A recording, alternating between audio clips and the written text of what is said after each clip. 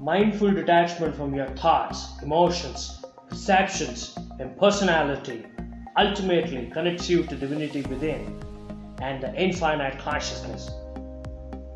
Mindful detachment and non-judgmentalism are the two most important concepts which we apply while practicing Vipassana meditation. So today, although we are not going to learn how to practice Vipassana meditation, which most of you will be aware, but today we are gonna do something that's different from Vipassana meditation. In fact, we are focusing on applying these two concepts in our lives. So, basically, before we move on to anything, let's understand what do you mean by non-judgmentalism and mindful detachment. Non-judgmentalism is the ability to not to judge anybody or anything, but by being aware and observing the happenings. So it clearly explains. These are all it's self-explanatory concepts. Mindful detachment is the ability to detach from anybody or anything by practicing non-judgmentalism. So basically, non-judgmentalism and mindful detachment are complementary to each other. Both go hand in hand. These are the two faces of the same coin. Coming to how we can apply mindful detachment and non-judgmentalism in various aspects of our life. If we are actually able to apply these two concepts, our life itself will completely get transformed, and we will be completely in a free state, where we are actually bothered about. We won't be bothered by anything. So it gives us a lot of freedom, and it ensures happiness and that spiritual bliss that's very, very necessary to lead a peaceful life. So coming to the first aspect of these two important concepts, mindful detachment and non-judgmentalism and working process. One thing, we might be suffering from quite a lot of things. We might be worried, we may be anxious about something. But what causes all of this? Basically, we can define anxiety as when you are trying to control. Basically, anxiety is caused by when you try to control what is uncontrollable here. Anxiety is always related to future. For example, you might be having an exam tomorrow. Obviously, you will be worried about, what will I do about it? Yeah. So these things, actually what you are doing, you are trying to control, in your mind you are actually trying to write the exam, which is actually not now. It's actually tomorrow. You need to write the exam only tomorrow, not now. So our minds are basically designed in such a way that we are not naturally programmed to stay in the moment, or the now moment, which we call. We can't stay in the present moment. Our mind is like a monkey. It needs something or the other. It will be moving around, and it is very quick. It's very quick enough that it can move fast forward 2 days afterwards, or it can move 2 years before.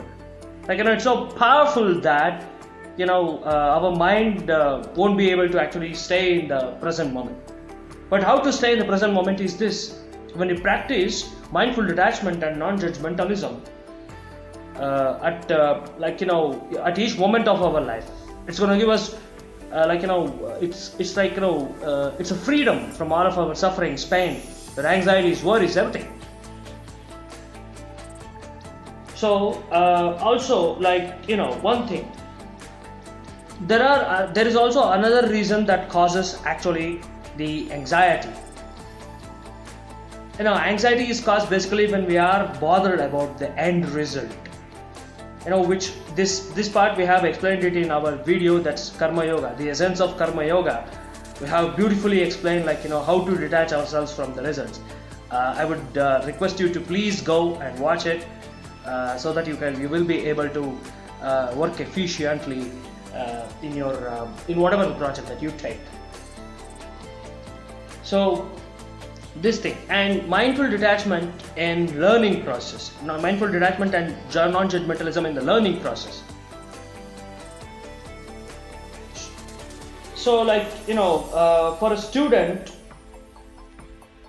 if he needs to complete like, any sort of learning, like, which in Taoist principles we call it as emptying the cup. Our cup should be empty if we need to learn something new.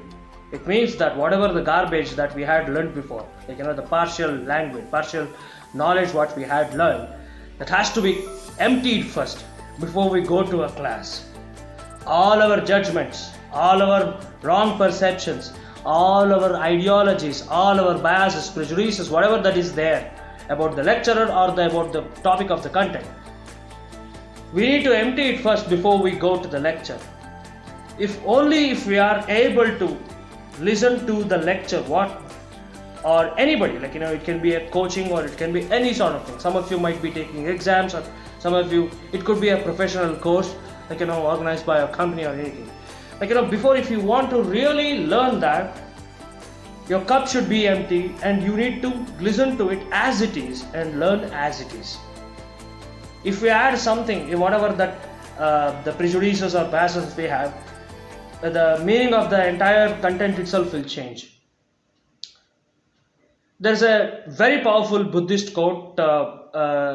It states that, like, we don't see the world as it is. We see the world as we are. So as we are, like, as we are, so is our world. This we can call, like, in Dvaita philosophy, we call it as the subjective reality and the objective reality. So subjective, a man is a subjective person. He's subjective in each and everything that he is doing, but the world isn't like that. Even the Stoics agree with it. The world is objective. There is nothing superficial or a sort of magic or anything. Now, although magic is there, like, only if we are actually able to control our subjective reality by applying these two concepts. So, coming to the second most important aspect of our life, that's mindful detachment and non-judgmentalism in relationships. Relationship is a very important aspect of our life. Like, most of you might be married or might be having a girlfriend, or some of you might be having friends. You will be having a family with your father and mother, like another thing. But one thing that's very, very important thing, like, which we hear every now and then, stating that I need more space in my relationship. Now that I'm actually getting suffocated with your companionship, or sometimes your partner might be uttering to you. So this actually, like, for this we need to with the help of mindful detachment and non-judgmentalism, we can beautifully solve any problem with this. Because see, one thing, it is very much natural that the man needs a certain degree of freedom in any relationship or in anything. It can be in your work as well. Like, you need certain degree of freedom to work on your project or anything before your manager. So one thing, like, when we are attached to the other person, it can be your wife, like too much attachment is actually a form of ego. You are actually excessively getting attached to, like, excessively attaching yourself to your wife actually causes a lot of discomfort to her, and she gets, like, she describes it as suffocating relationship. So what happens is, like, how we can apply these two wonderful concepts is that, coming to the non-judgmentalism, suppose if your wife or anybody, if she or he shouts at you for some reason, it cannot be justified. I mean, although we can't justify everything, it may seem that it is unjustified that she's shouting at you for no reason. Don't judge her as a personality. Understand her, what's happening to her. Try to understand why is she shouting. Because we humans, like, we are not just humans, we are emotional creatures. We have quite a lot of emotions that needs an outlet. But unfortunately, sometimes that gets ejected out of our mind at at unfavorable conditions and environment, that is very very harmful to us. So it is harmful to the everybody, like the entire environment gets affected. So don't judge your wife or any other partner as a person. Judge her, understand her, judge her, not even her reactions. Please try to understand her thoughts. Why is she doing like this? Although human motives is that, like, everybody will get irritated. Even a saint, sometimes he gets anger. That's what, like, controlling the anger is one of the most critical part of any human life. So anger management is very very important, but it can start by staying calm. How we can stay calm? If we start observing our breath, like, immediately we get calm. Or there are various other metacognitive techniques which we have given in our website, like, I'm writing it out in the description, like, our website link. You can read it, like, techniques to improve emotional intelligence and metacognitive techniques. So coming to that, like, don't judge her as a personality. So understand her and give love to her, because see one thing, love is so powerful that, for any wound, there are two things that can actually heal a wound. Okay, so it's like, one is love, and second one is the time. So these two are the two most powerful factors that can heal any relationship. Like, sometimes maybe enmity between the two countries might be solved if with the time, and if we give proper if we are actually able to properly communicate with each and everybody. So yeah, so these two factors are very very critical. So don't judge her as a person or her personality. Detach, give love to her, understand her. After some time, whenever her ire comes down, you can go there, give love to her unconditionally. Don't expect love from her immediately or anything. Because see one thing, what I have seen in my life is that it is the expectations, desires, and these two things are the two things that hurts us like anything. For all of our grief, for all of our sufferings, for all of our emotional traumas or any disorders, these two things are their contribution to our our despair is tremendous, we can say that.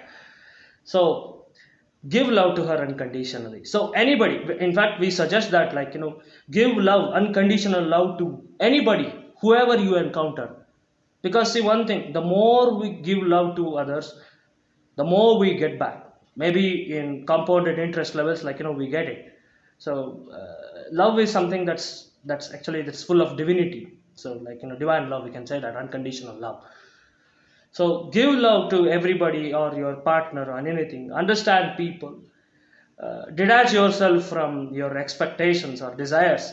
It is natural to have these two, but our goal is to live a well-being. Like, our goal is to live a spiritual well-being. So these, like, if these two are very very important for us, like, we need to completely apply these two concepts to make our life beautiful.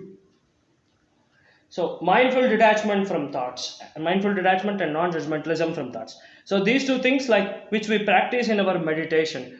So as we sit and practice vipassana meditation, first thing is that we encourage all of you to close your eyes, observe your breath. I mean, there are certain sensations that is happening because of your breath.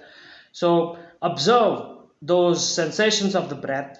And obviously, like, you will be getting quite a lot of thoughts in your mind, and what we suggest is that detach yourself from that. Say that it doesn't belong to us, this doesn't belong to me, I'm not this, I'm not these thoughts, I'm not this, whatever the prejudices, biases or judgments that's coming in. Practice non-judgmentalism. Tell that this doesn't belong to me, and I am not here to judge anybody, and the God himself won't judge me until I take my last breath.